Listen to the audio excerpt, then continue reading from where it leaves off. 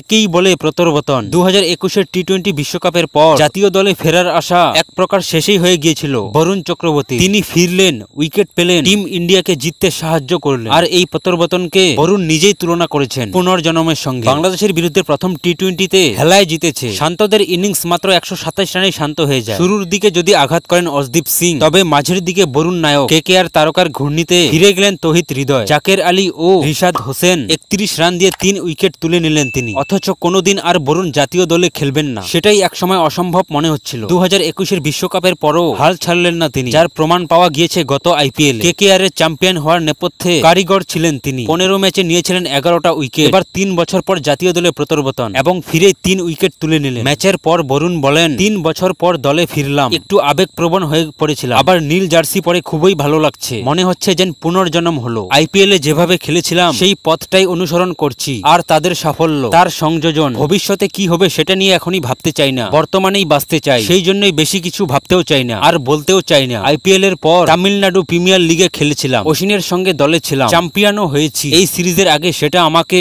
আরো তৈরি করে দিয়েছে। বন্ধুরা, প্রতিদিন খেলার আপডেট পেতে ভিডিওটিতে একটি লাইক আর চ্যানেলটিকে সাবস্ক্রাইব করে রাখুন। ধন্যবাদ।